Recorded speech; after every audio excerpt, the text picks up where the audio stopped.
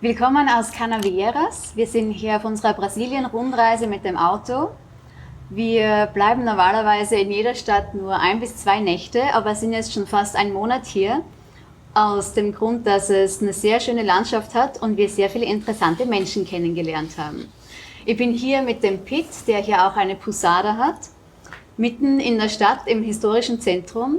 Und ich wollte mit ihm ein bisschen drüber reden, was ihn hierher nach Südamerika verschlagen hat und was ihm hier gefällt. Der Pitt ist schon 35 Jahre in Südamerika, davon glaube ich 20 in Canavieiras. Ja, Pitt, warum gerade hier oder was hast du vorher gemacht? Ja, ich habe vorher in Uruguay gelebt, so ungefähr 15 Jahre und habe da aber schon immer nach Brasilien rüber geschielt, weil da das Wetter besser war und war auch immer auf Reisen, habe praktisch die ganze Küste abgeklappert und immer gesucht nach irgendeinem Standort. Ne? Das heißt, du hast viel gesehen, immer Ja. mit der Idee, dass du irgendwo sesshaft sein möchtest. Genau. Also ich lebte ja eigentlich ganz gut in Montevideo, hatte da ein Pub-Restaurant und hatte auch sehr, sehr gute Jahre. Es war mal damit ein bisschen schlechter, aber ich bin ganz gut über die Runden gekommen. Ne? Aber ich wollte halt besseres Wetter und mehr Platz und Brasilien ist halt wesentlich lebensfroher und die Leute sind halt viel entspannter als in Uruguay. Ne? Das heißt, Wetter ist besser und auch die Menschen sind sympathischer Nicht oder offener? besser, aber oder? auf jeden Fall sympathischer und offener und einfach auch, wir haben mehr Heiterkeit. Ne? Okay. Aber der entscheidende Punkt war eigentlich das Wetter. Ich wollte keinen Winter mehr. Das ist ja krätzig, wenn ewig mit dem dicken Pullover rumlaufen musst und du guckst morgen raus und die Suppe läuft im Fenster runter. Es hat da zwar nicht geschneit, aber dadurch, dass den Wind nichts bremst, der kommt von der Arktik hoch und der geht durch Mark und Knochen. Der ist kalt da einfach. Ja. Hat dann auch wieder Tage, wo schön Sonnenschein ist. Es ist dann schweinekalt, aber die Sonne scheint. Das ist ja auch angenehm. Du hast es nie so grau-grau wie grau in Deutschland hast du nicht. Es ist eigentlich schon schön. Ne? Immer schön warm, gemäßigt eigentlich. Ja. Und du bist nicht hergekommen zum Urlaub machen, sondern du hast auch gearbeitet. Du hast gesagt, du hast einen Pub gehabt in Montevideo. In Montevideo, ja, das war eine gezielte Auswanderung. Eigentlich hatte ich ganz was anderes vor und wollte nach Samoa, aber das hat sich dann zerschlagen. Ein Freund von Österreich hat mich dann mitgeschleppt nach Südamerika.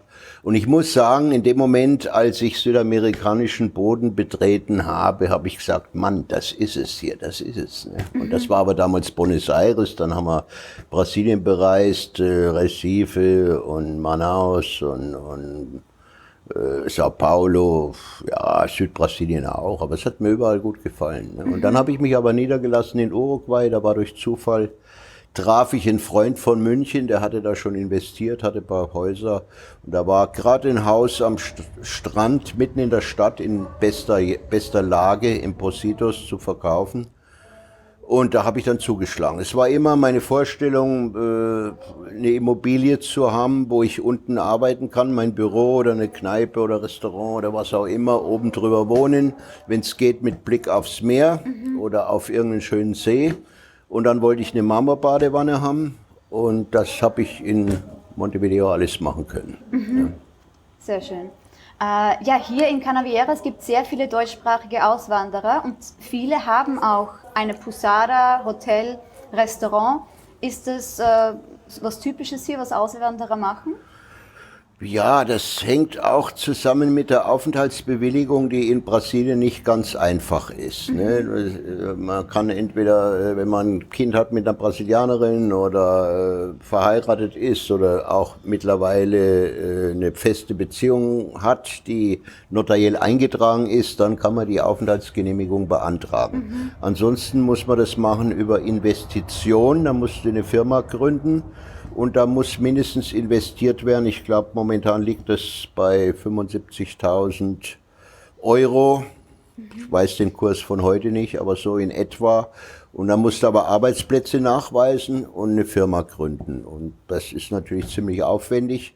Und deswegen haben viele Leute, damit sie überhaupt hier sein können, eine kleine Posada gemacht. Eine Posada ist so ein kleines Hotel oder eine Frühstückspension oder irgendwas an den tollen Plätzen, wo es ihnen gefallen hat. Entweder die Surfspots oder schöne Strände oder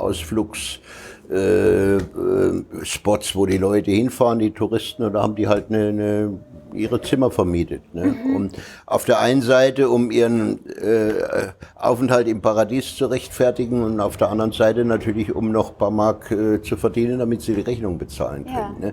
Reich wird da keiner mit, aber es ist eigentlich kein unangenehmes Leben. Ne? Ist eine super Möglichkeit. Man kann im Paradies leben und kann nebenbei Geld verdienen. So ist es. Mittlerweile hat sich das auch, also es gibt's noch, aber es gibt noch eine andere Investitionsmöglichkeit, und zwar durch Immobilienbesitz. Da geht's um die Summe von 1 Million Real.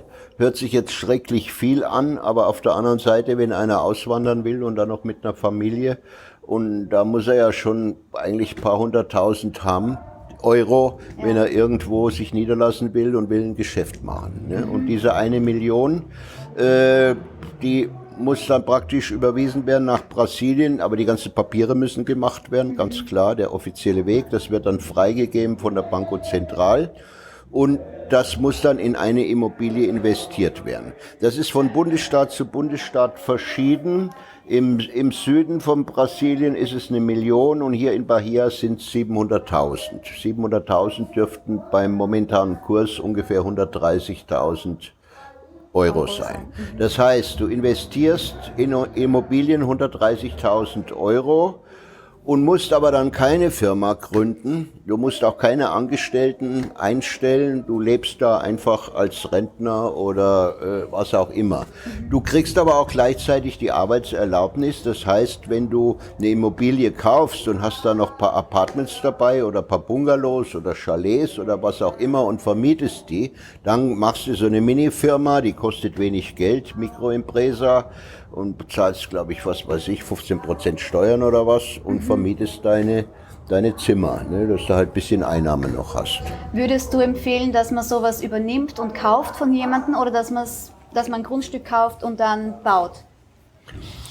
Wenn man kaufen und bauen will und hat überhaupt keine Ahnung von Brasilien, dann macht es nicht so viel Sinn. Da müsste man entweder mit einer Baufirma einen guten Kontrakt machen, und also es ist okay, aber man sollte Erfahrung haben mit den Leuten und auch vom Hausbau selber. Ansonsten wäre es halt empfehlenswert, mit einer seriösen Firma einen Vertrag zu machen, schlüsselfertig oder irgendwas. Oder einfach eine fertige Immobilie kaufen, das ist viel einfacher. Und dann, wenn man da ein bisschen umbauen will, dann baut man halt um. Das ist kein großes Problem, ne, weil es ist nicht alles ist ein Wunschprojekt. Ne. Aber es ist fertig kaufen ist viel günstiger als selber zu bauen wahrscheinlich. Okay. Ne? Es kommt auch wie bei Immobilien immer, es kommt halt auf die Lage an. Lage. Das ist das Wichtigste bei Immobilien. Man kann halt wahrscheinlich selbst ein bisschen mehr entscheiden, wie es gebaut werden soll, und schauen, ob es auch gute Qualität ist und so, wenn man selbst baut. Ja, klar. Natürlich kommt dann der Deutsche hierher und der will alles ganz toll und er will woanders sein, aber er will dann gleichzeitig alles so haben wie in Deutschland. Das geht halt nicht, dann packt dich die Verzweiflung. Es hat auch gar keinen Sinn, weil klar gibt's hier Leute, die lassen einen Container kommen und die tollsten Betten oder Baldachine oder Fliesen oder irgendwas importieren von irgendwo in der Welt. Das ist eigentlich Quatsch, weil die Gäste, die finden das, die sagen zwar, das ist toll, aber extra zahlen dafür will keiner. Ne? Es ist halt hier, die Lebenshaltungskosten, die sind niedrig, und aber auch gleichzeitig auch die Leute, die Kohle haben, die geben sie auch nicht so gern aus. Ne? Klar gibt's da 5-Sterne-Hotels, da kostet die Übernachtung 500 oder 1.000 Euro. Das zahlen manche Brasilianer, ohne mit der Wimper zu zucken. Aber wenn du in so einem mittleren Bereich bist und willst dann 150 oder 200 Euro verlangen für eine Übernachtung, das ist dann schon relativ viel Geld. Ne? Da die Kundschaft musst du schon finden. Ja. Ja. Was hier in Canavieras möglich ist, ist, dass man ein Grundstück oder ein Haus direkt am Strand haben kann. Das ist jetzt nicht überall so einfach möglich um so einen Preis. Nee, das ist eine große Ausnahme. Eigentlich bin ich deswegen auch hier, weil ich war in Mittelamerika, ich war in Costa Rica, ich war auch auf der Pazifikseite.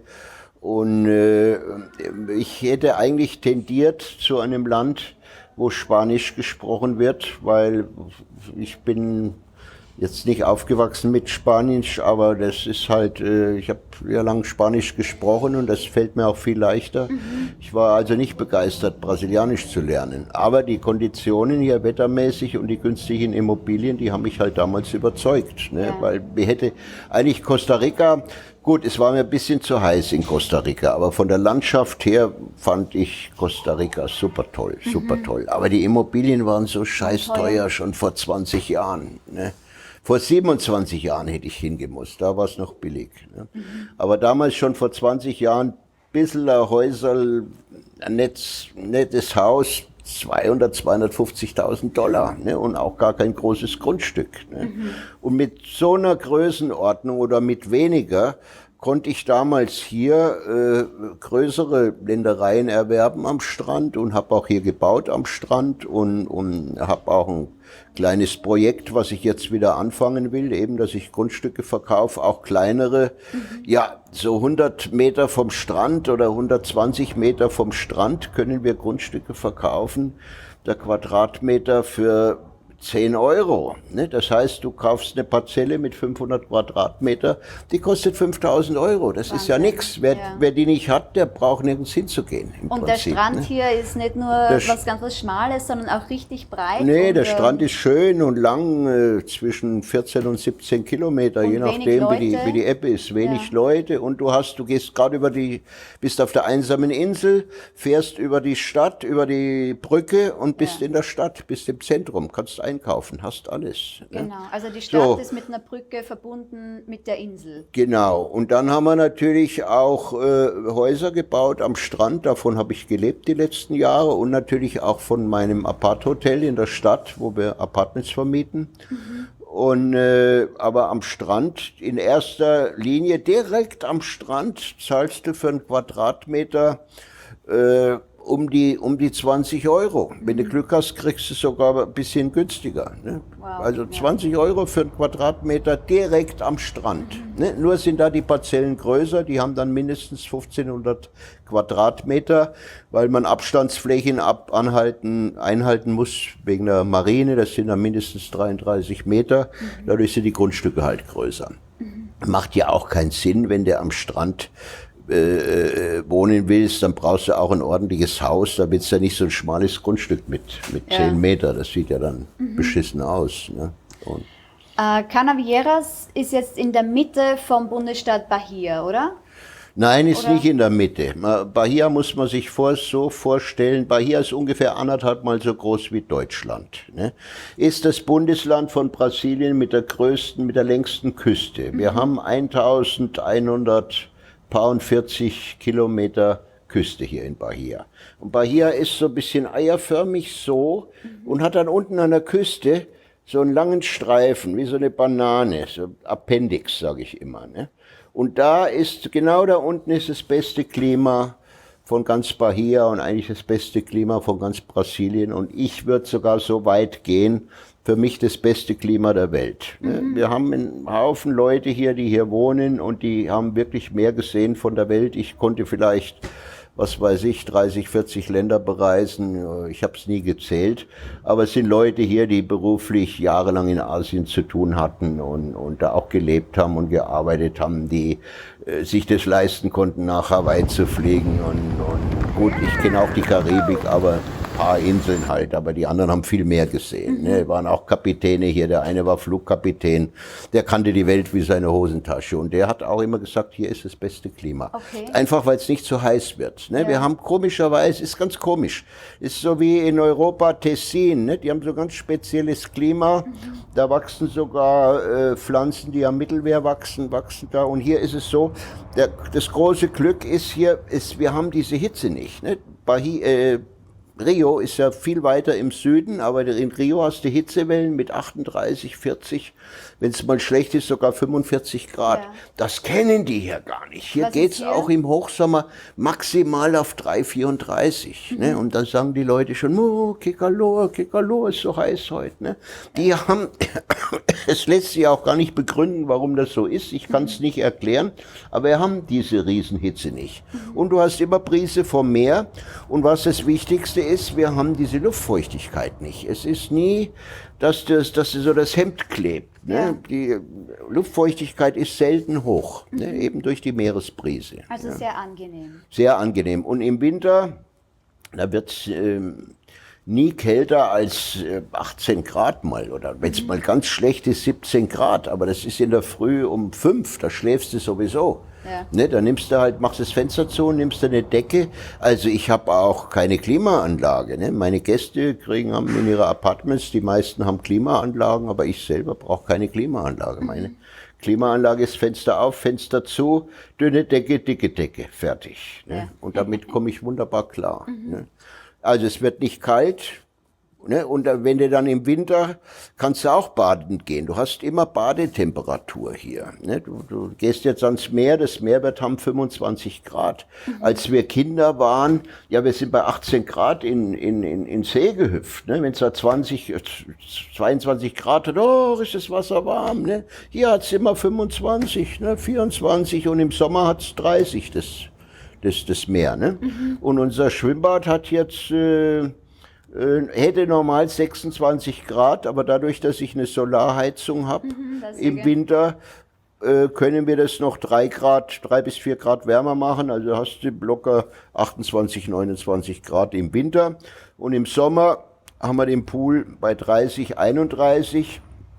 Da werden dann im Hochsommer, bauen wir Sonnensegel hin, so um Schatten zu machen, Ja. ne? Schattensegel praktisch. Damit die Temperatur nicht auf 32, 33 geht, ne, damit sich der Pool nicht aufheizt. Also Ja, sehr so gut. lässt sich natürlich gut aushalten hier. Ja. Ja. Und Piet, wie kommt man jetzt hierher, wenn man Canavieras besuchen möchte? Das ist ein großes Problem. Wie kommt man hierher? Früher war es einfacher. Da hatte die Lufthansa nicht die Lufthansa, die Condor, noch Flüge nach Salvador. Und von Salvador konnten die Leute entweder mit der Gol oder mit der TAM oder mit der, wie sie alle heißen, Avianca oder ne, nach Ileus fliegen. Und dann haben wir die abgeholt da oder ein Taxi geschickt. Ileus ist 111 Kilometer von Canaveras. Okay. Also geografisch liegt Canaveras, grob gesagt, zwischen Ileus und Porto Seguro. Ne, da mittendrin irgendwie. Also wir sind nicht so gut erreichbar. Das ist natürlich der Vorteil, da ist eben nicht so überlaufen und nicht so viel los. Ja, Ne? wir So, sind mit und- Auto hergefahren, ne? War auch unterschiedlichste Ja. Qualität der Straßen. Ja, vom Süden her ist die Verbindung nicht gut, abgesehen davon, dass euch der GPS über eine Sandstraße geschickt hat. Das ist zwar kilometermäßig kürzer, gut, ihr habt natürlich ein Vierrad, das war nicht so problematisch, aber ich habe schon Leute erlebt, die sind umgekehrt, die Straße nicht gefahren. Okay. Ne? Aber es gibt eine andere Straße, das sind halt 70 Kilometer länger und du hast eine ordentliche Asphaltstraße. Mit einem Stück, muss ich dazu sagen, 5 Kilometer, da hast du Schlaglöcher. Das haben die in 20 Jahren nicht fertig gebracht, dass sie diese Straße mal richtig reparieren lassen. Leider Gottes, das ist die einzige Zufuhr zum Süden, die Zufahrtsstraße, die ist nicht so toll. Nach Norden ist sie fantastisch, du fährst der Küste entlang, Canaveras, über Una, Olivenza, Ileus, da ist jetzt die neue Brücke, die ist fantastisch. Es gibt keinen Verkehrsstau mehr in Ileus. Früher bist du da oft gestanden, eine halbe Stunde im Stau. Jetzt haben sie die alte Brücke und die neue Brücke, sieht fantastisch aus, ist auch toll von der Landschaft her, passt wunderbar rein. Und du hast überhaupt keinen Straßenverkehr mehr. Du kommst ratzfatz durch und dann hast du die Verbindung Itacaré, Barra Grande, Salvador. Ne? Und die Straße ist eigentlich relativ gut. Okay. Ne? Also mit Auto ist eigentlich trotzdem noch die einfachste Möglichkeit, hierher zu kommen, oder? Ja, mit Auto? Nee, du kannst auch mit Bus fahren. Also die Leute, die hier Immobilien haben und dann immer überwintern oder wenn die kommen, die fahren auch oft mit dem Bus von Salvador. Da gibt's den Nachtbus. Da hast du solche wie in der Business fast, große Sitzplätze, die kannst du umklappen, da kannst du schlafen. Dann haben die Busse sogar, aber das sind nur 5 Plätze, so ein Special, Lato heißt der, so ein spezielles Schlafbett. Gibt's aber nur 5 Plätze, muss man rechtzeitig buchen. So auf Last Minute geht da gar nichts. Und dann hast du so ein breites Ding, da kannst du zurückmachen mit so einer Mittelkonsole. Wenn du den Nachbarn nicht kennst, ist das auch kein Problem, ne? Da kannst du komplett ausgestreckt pennen und da knatterst du die 500 Kilometer oder 480 oder was es sind. Und steigst du abends um 11 ein und morgens um 6:30, 7 ist er hier. Okay, Ja, das ist eigentlich also am das ist auch eine bequemsten. Möglichkeit. Ja. Wenn man jetzt Oder in der mit dem Flugzeug, halbe Stunde. Ne? Okay, von Von Salvador nach Ileos. Ja. Ne? Und dann die Fahrt von Ileos hierher ist schön, teilweise am Meer entlang, am Strand entlang, dann ein Stück durch den Urwald. Also ist eine schöne Fahrt. Die Ja. Leute genießen das eigentlich. Wenn man dann in Canavieras angekommen ist, findet man dich gleich im Zentrum, oder? Ich bin im Zentrum, ja, Ja. genau, neben Sitio Historico, neben dem Kakaohafen, mitten an Wunderschöne einer der 3 historische wichtigsten Straße. Straßen. Und wir sind 70 Meter vom Fluss. Und da ist auch in der Nähe ein Pier, da haben früher sogar große Ozeanschiffe angeladen und haben da Kakao Ja. verladen und transportiert. Ne? Ja. Warum kommt man zu dir? Warum? Ja. Oh Gott, da habe ich mich nie mit befasst. Warum soll einer hierher kommen? Ja, weil es den Leuten gefällt, weil sie ihre Ruhe haben wollen. Ne? Es ist noch eine andere Sache. Wir befinden uns hier in einem Naturschutzgebiet, der hat 1000 Quadratkilometer. Das heißt, das sind 70 Kilometer Küste und dann noch, was weiß ich, 10, 15 Kilometer nach innen. Das ist das gesamte Naturschutzgebiet. Wow. Mit Restriktionen für gewerbliche Bauten und das heißt, es ist da aber in der Insel, in das Mittelstück, da kannst du normal bauen und auch Geschäfte betreiben, aber da, wo diese Resex-Restriktion ist, ist es nicht gewerblich, sondern es ist nur für die Leute, damit die eben fischen können und ihre Krebse fangen und die Natur ist intakt, ne? Die machen Ausflüge, da hast du ein ganzes Netz von Kanälen und Flüssen und Meeresarmen und 7 Inseln. Es ist toll und egal, wo du unterwegs bist mit dem Boot, du findest keinen Müll, nix. Und das ist ja auch eine ganz tolle Sache, die ich woanders grauenhaft fand, vor allem in Asien. Selbst auf den Malediven landest du auf einer einsamen Insel, traumhaft, auf einmal kommt ein Müllberg angeschwommen. Das ist so grausam. Ja. Ne? Und hier, nee. Und selbst hier die Ausflüge machen, die Bootsfahrer oder die Fischer, wenn die irgendwo tatsächlich mal was sehen, eine Bierdose oder was, wusch, Nehmen Sie es. fischen die raus, tun sie in ihr Boot rein, in den Plastikbeutel und nehmen den Müll mit. Ne? Nee, es ist alles picobello sauber, das ist sehr schön. Und halt die Leute, wenn sie ihre Ruhe haben wollen, dann kommen sie hierher. Ne? Und die Bevölkerung ist sehr nett, da belästigt dich keiner. Das ist nicht so wie in Porto Seguro, wenn du am Strand liegst, dass alle 3 Minuten ein anderer ankommt und will dir was verkaufen. Und hier brauchst du einen Cola, brauchst du einen Lutscher, brauchst du Sonnencreme. Nee, brauche ich nicht, will meine Ruhe. Verstehen die nicht. Mexiko, ganz schlimm sowas. Ne? Kolumbien, auch grauenhaft. Auch in Asien, da sind sie zwar etwas diskreter und es ist natürlich toll, wenn die dir am Strand einen frisch Fisch braten und irgendwas, aber wenn du deine Ruhe haben willst, speziell hier, da willst du nicht ständig, dass dich einer am Ärmel zieht. Ja. Strand hier ist wirklich sehr schön. Also wir haben einen Ausritt gemacht am Strand, wir sind auch mit dem Auto gefahren am Strand. Kein Müll, alles wunderschön, unberührte Natur. Das stimmt. Ja. Ja. So Pitt, warum kommen Leute dich hier in der Posada besuchen? Welche Leute beherbergst du?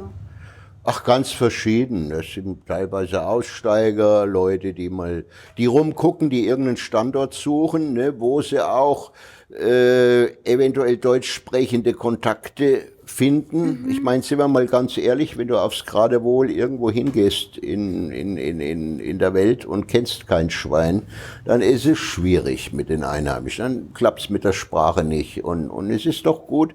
Also ich muss sagen, ich bin ja öfter ausgewandert in meinem Leben, aber es hat sich immer ergeben, dass ich irgendwo einen getroffen hatte, dem ich auch einigermaßen vertrauen konnte oder von dem ich Informationen bekommen habe über den Ort, über die gewissen Sachen. Ne? Du weißt, selbst wenn du innerhalb von Deutschland umziehst, bis du wieder einen Zahnarzt hast und einen Rechtsanwalt und den ganzen Kleinkram, das dauert seine Zeit. Und jetzt stell dir die Nummer vor im Ausland, du fängst dann an und jeder, selbst wenn du gut beraten wirst, fast jeder setzt irgendwo ein paar Mark ins Sand und bezahlt Lehrgeld. Ne? Und da habe ich immer darauf geachtet, dass ich Informationen zusammentragen kann. Und ja, und dann ist natürlich auch so, wenn du die Sprache noch nicht so beherrschst und kommst in einen Ort, wo ein paar Deutsche sind, das hat Vor- und Nachteile, aber der Vorteil ist du kannst dich abends mal zusammensetzen und ein Bier trinken oder einen Wein und ein bisschen Spaß haben und rumflaxen und kannst in deiner Sprache sprechen. Ne?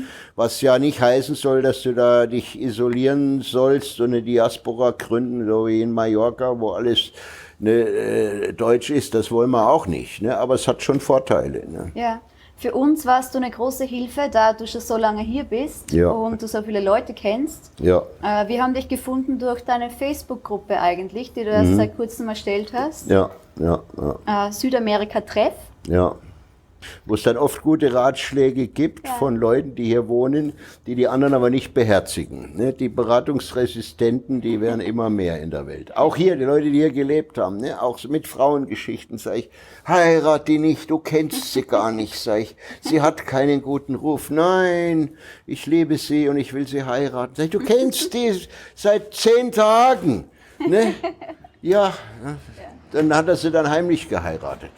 Hat ihn viel Geld gekostet, ein Häuschen weg, alles weg. Ja, aber wenn einer auch so doof ist. Also Beratungsresistente, könnte ich so ein dickes Buch, nicht so dick, das wäre das andere, aber so ein dickes Buch schreiben, nur auf Leute, die nicht hören wollen. Ja.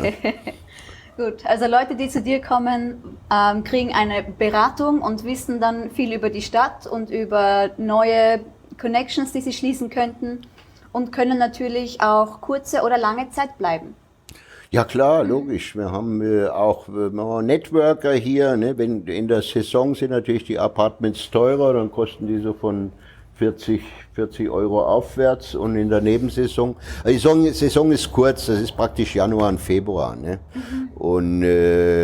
Und ansonsten vermieten wir auch teilweise jetzt mit Corona für ab 300 Euro, 350 Euro im Monat. Da ist dann schnelles Internet mit drin, Glasfaser, sauber machen, Bettwäsche.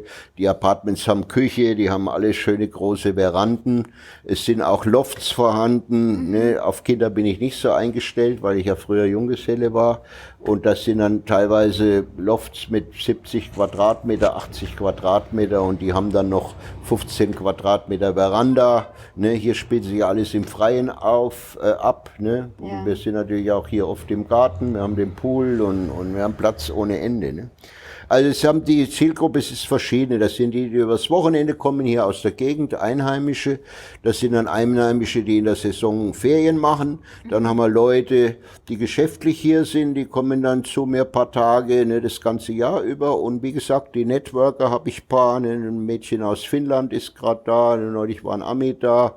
Und junge Dame von Deutschland ist auch da. Ne, und die haben ja gute Konditionen. Der Ami hat immer über dem Pool, war der in einem Apartment, hat er gesagt, I'm doing networking so many years, I never had such a good working place. Dem hat das gefallen. Ne? Yeah. Und ja, was wollen wir denn sonst noch? Wie wir vermieten, also ja, wie gesagt, durch Corona vermieten wir jetzt teilweise die Hotelapartments für längere Zeit auf Monatsbasis, ne? So ab 350 Euro. Ne? Ja. Dann habe ich noch ein Strandhaus, was vermietet ist zurzeit. Das wird auch relativ günstig vermietet. Und wenn es dann eben nicht jahresmäßig vermietet ist, geht es in der Saison weg. Das kostet dann in der Saison, so was weiß ich, 150 Euro am Tag, so in der Richtung. Je nachdem, wie lange die Leute bleiben. Und ein Chalet haben wir auch noch.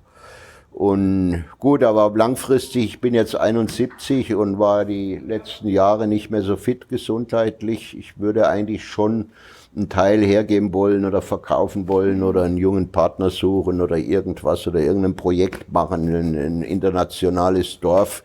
Das hat ja schon angefangen auf dem anderen Grundstück, da ist wo die Nadine ist. Ne? Die Nadine lebt da mit ihren Kindern, Mutterseelen allein am Strand. Der eine Nachbar ist ein Deutscher, der andere ist auch ein Deutscher. Auf der anderen Grundstück ist ein Schweizer, dann ist noch eins von mir, dann ist da noch ein Schweizer. Ne? Also das wäre ideal, da haben wir schon drauf geachtet, dass man da keine Leute, ich hätte es schon oft verkaufen können, aber ich wollte es nicht, ich wollte das eigentlich so lassen für internationale Leute, um zu verhindern, dass der Besuch hier aus der Gegend kommt am Wochenende und dass die gerade den Kofferraum aufmachen und die Musik andrehen und da ungefähr 5 Hektar Land beschallen mit Musik, die außer ihnen keiner mag. Ne? Ja. Deswegen habe ich eben nicht an Leute aus der Region vermietet, ne? Verkauft, sondern eben nur an Ausländer. Ne? Gut, also du sagst, es gibt Deutsche, Österreicher und Schweizer, die hier Verschiedenes auf der Insel besitzen. Wie viel zahlt man denn, wenn man ein Haus kaufen oder bauen möchte? Ja, da gibt's riesen Preisunterschiede. Ne? Also, sagen wir mal, ein gutes, schönes, großes Haus mit einem schönen, großen Grundstück kostet so von 100.000 aufwärts. Euro, ich spreche von Euro. Aber es gibt zum Beispiel, die Einheimischen verkaufen Häuser in den Vorstädten und nicht gerade im Zentrum ab 8.000, 10.000, 15.000 Euro, ne? Oder sagen wir mal für 30.000 Euro, 40.000 Euro kriegt man schon ein Häuschen auch auf der Insel in der Nähe vom Strand und das ist nichts super Exklusives, aber ein schönes Häuschen mit dem Garten und ist okay, kann man wohnen, ne? Wenn man da ein bisschen herrichtet, ist es wunderbar.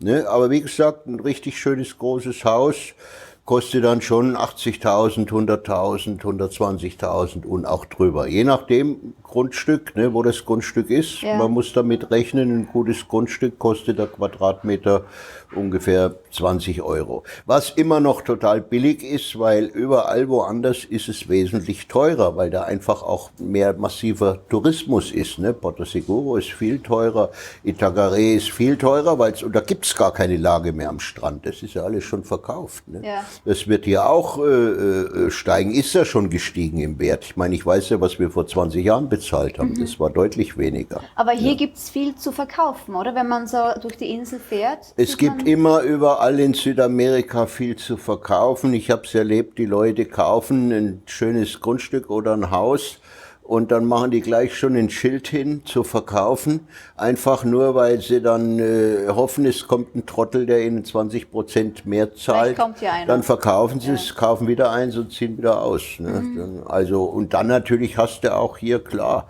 es wird verkauft, Leute haben Probleme mit Corona. Ne, Leute haben finanzielle Probleme oder Scheidung oder Todesfall oder es können viele Sachen passieren. Das kommt ja auch noch dazu. Ne, das ist ja ein ganz entscheidender Punkt. Die Währung in Brasilien ist drastisch runtergegangen die letzten 3 Jahre. Ne. Vor 3 Jahren war der Kurs Euro real noch 1:3 und jetzt ist er 1:6. Das heißt, die Immobilien kosten jetzt genau die Hälfte, wie sie vor 3 Jahren gekostet haben. Ne? Das ist ein ganz entscheidender Punkt. Deswegen ist Brasilien hochinteressant. Der Kurs war schon bei 6,5, jetzt ist er wieder runtergegangen. Gestern war er sogar bei 5,95 oder irgendwas. Ich weiß nicht, wie er heute ist. Aber es ist ein Riesenunterschied. Ich wiederhole es nochmal. Damals 1:3 und jetzt 1:6. Als ich hierher kam vor 18, 20 Jahren, da war der Kurs erst 1:1 und dann war er 1, als sie den Real angefangen haben, war er 1:1, hat angefangen 120% überm Dollar, ne, 20% überm Dollar. Als ich hierher kam und gekauft habe, war der Kurs 1:2. Ne? Und dann hat er sich im Lauf von 18 Jahren oder so, 17 Jahren, hat er sich von 1:2 auf 1:3 da immer hoch bewegt. Ne? Und jetzt ist er 1:6. Okay. Also deswegen verkaufen auch viele Leute, weil sie einfach Kohle brauchen. Ne? Ja. Und da müsste man zuschlagen. Das wäre eigentlich schon eine interessante Sache. Ich habe damals lange gewartet in Uruguay und gelauert, bis der Real endlich runtergeht. Ja. Ne? Weil in der Zeit, wo der Real so hoch war, konnte keiner investieren. Es war viel zu teuer. Ja. Und dann zugeschlagen. Und dann zugeschlagen. Aber Gnadenlos. du hast nicht nur Häuser hier, sondern du hast auch eine Farm, oder? Ja, ich habe eine Farm, war damals so mein Lieblingsprojekt, mein Schrebergarten mit 15 Hektaren. Aber da konnte ich mich aufgrund meiner Krankheit nicht mehr so drum kümmern. Da sind Leute drauf, die das bewirtschaften, mehr schlecht als recht. Da war damals sogar ein Crossgolfplatz drauf und ein Schwimmbad, so ein Naturteich, weil da fließt ein kleiner Bach durch, aber ein großes Becken mit 15 Meter und auch 1,60 Meter tief. Und ja, da wollte ich mal irgendein Projekt machen und das meiste ist Urwald. Es wächst da, Kokospalmen sind da, riesen Mangobäume. Deswegen habe ich das Ding gekauft. Es liegt direkt an der Straße und wenn du da runterfährst, ist es wie so ein bayerischer Biergarten. Nur statt Kastanien hast du so dicke Mangobäume, ne? Und die sind voll mit Früchten. Dann hast du Chaka dran, solche Kameraden, diese Jackfruits. Ne? Wir hatten einen Haufen Früchte und Hühner und Zeug und da hat eine Familie drauf gelebt, die konnte das gut bewirtschaften. Aber momentan ist es nicht gut bewirtschaftet. Und ich wollte es auch nicht verkaufen, habe gedacht, für schlechte Zeiten, da kann man ein bisschen was anbauen und auch vielleicht ein paar Tiere halten. Aber ich habe keine Zeit mehr, ich bin jetzt 71, bin zu alt. Und mein Sohn, der eine ist zu klein und der andere hat keinen Bock, der macht lieber Yoga und surft. Und also da höre ich Ideen, wenn irgendjemand eine Idee hat und was machen will. Das Ding hat kleines Geld gekostet und ist riesig, ja? Es würde mir am Herz liegen, dass da irgendwas passiert. Ja, ist riesig. Ich habe da auch einen Haufen im Urwald noch Bäume reingepflanzt und Acacia mangium gepflanzt. Die müssten welche gefällt werden, damit die anderen besser wachsen und mit Neem probiert, mit Moringa und wir haben auch Permakultur gemacht. Aber wenn sich keiner mehr permanent drum kümmert, dann geht's halt in die Binsen. So ist das. Das muss man ganz klar so sehen. Ja. Und wenn man jetzt mal hier wohnt, was kann man hier in Canavieres eigentlich machen? Freizeitmöglichkeiten, wir waren reiten. Du hast den Strand, du kannst überall Fahrrad fahren, es gibt keine Berge, es ist alles flach. Dann haben wir ein Riesennetz im Naturschutzgebiet, eben mit Flüssen und Kanälen und 7 Inseln. Da kannst du mit dem Boot tagelang rumfahren und lernst immer wieder was Neues kennen oder auch bei Ebbe und Flut, du fährst Richtung Meer durch den Fluss, dann hast du bei Ebbe auf einmal eine riesen Sandbank wie eine Insel, da bleibst du dann dort, tust ein bisschen schwimmen und baden und dann siehst du, dass die Insel immer kleiner wird, weil das Wasser steigt, ne? Und dann fährst du woanders hin, dann haben sie so einen Heilschlamm hier, da kannst du baden und dich einschmieren, dann bist du rabenschwarz. Und das soll gesund sein und ist wohl auch uranhaltig und weiß der Teufel, aber keiner hat es nie richtig analysiert, aber die Leute mögen das. Dann machen sie ein Foto damit, alle schwarz, hallo und ja, so als Touristenattraktion. Ne? Und ansonsten, ja, was kannst du sonst noch machen? Ja, ganz bekannt, weltweit einer der besten Spots für Big Game Fishing, ne? Auf Blue Marlin und Streifenmarlin und auch Black Marlin, alle Art von Billfisch. Es gibt eine Bank, die Royal Charlotte Bank, die ist 70 Kilometer außerhalb von Canavieres, geht die der Küste entlang. Da fällt der Meeresboden ab von 20 Meter auf 200 Meter. Und da kommen die ganzen großen Fische, die von Süden ankommen, ne, die stoßen dann an die Wand und kommen dann hoch. Ne? Wow. Und da wird gekreuzt den ganzen Tag. Es gibt ja verschiedene Boote hier. Ich glaube, wir haben 3 oder 4, die auf Big Marlin fischen. Ist natürlich nicht billig, die Geschichte, weil der Sprit so teuer ist. Ne? Der kostet mittlerweile, ja, hat früher schon immer gekostet, so 1500, 1800 Euro einen Tag. Aber der kurvt rum den ganzen Tag. Der fährt 70 Kilometer raus und 70 Kilometer zurück. Und der ganze Tag wird vor der Küste gekreuzt, vor dieser Bank. Ne? Und weil die Billfisch gehen nur auf lebende Köder und die müssen in Bewegung sein. Ne? Auf einen leblosen Köder gehen die nicht. Ne? Und bringen natürlich auch immer Thunfisch mit und ach ja, alles Mögliche. Ne? Und da kommen Leute aus der ganzen Welt, die nur zum Angeln hierher kommen. Ne? Und im Oktober ist meistens ein Tournament, so ein großer Angelwettbewerb, dann sind da oft 25 Yachten hier aus aller Welt. Gut, die meisten von Brasilien wegen der Anfahrt. Ne? Und das kommt dann auch immer in der Zeitung und im Fernsehen.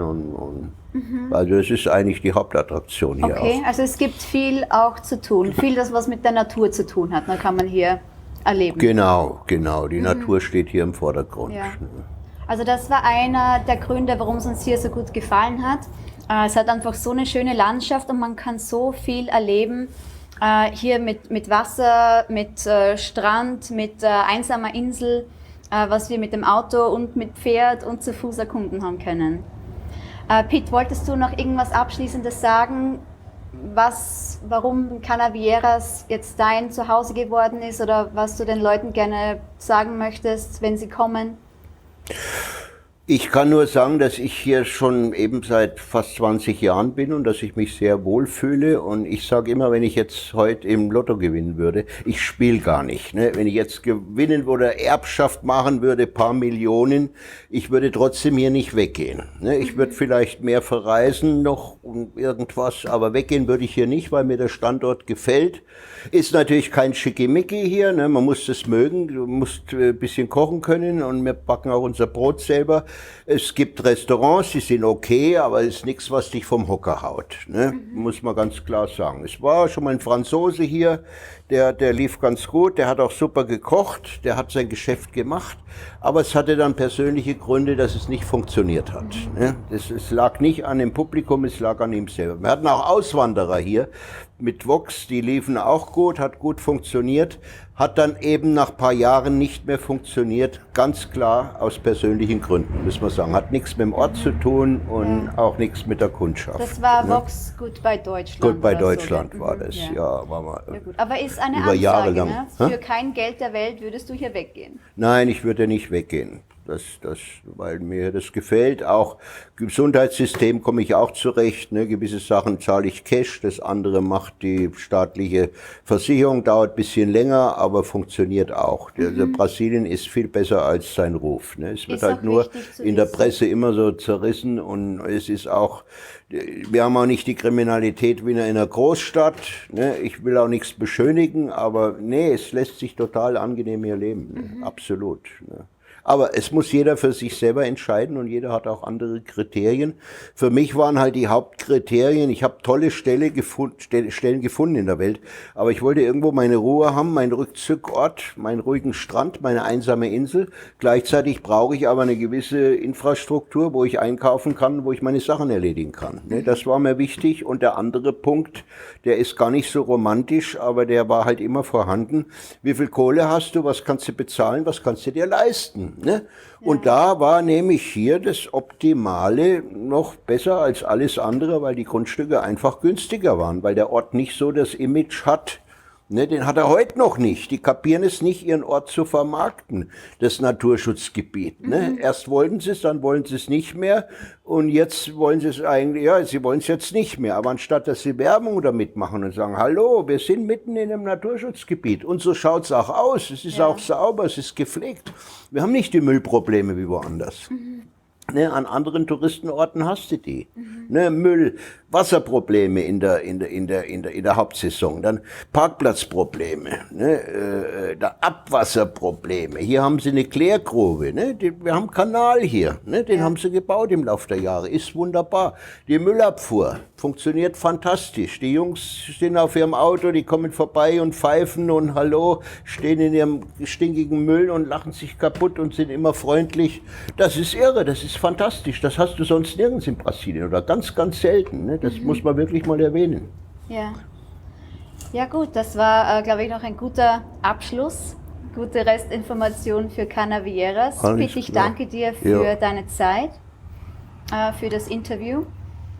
Uns hat es hier auf jeden Fall sehr gut gefallen. Wir werden jetzt weiterfahren Richtung Norden, aber freuen uns schon wieder, wenn wir wieder zu dir zurückkommen. Ja, super, gerne. Kommt vorbei. Wir warten auf euch. Super, super Pete. Gut gemacht. Na, hoffen wir, dass das was ja, voll wird. gut.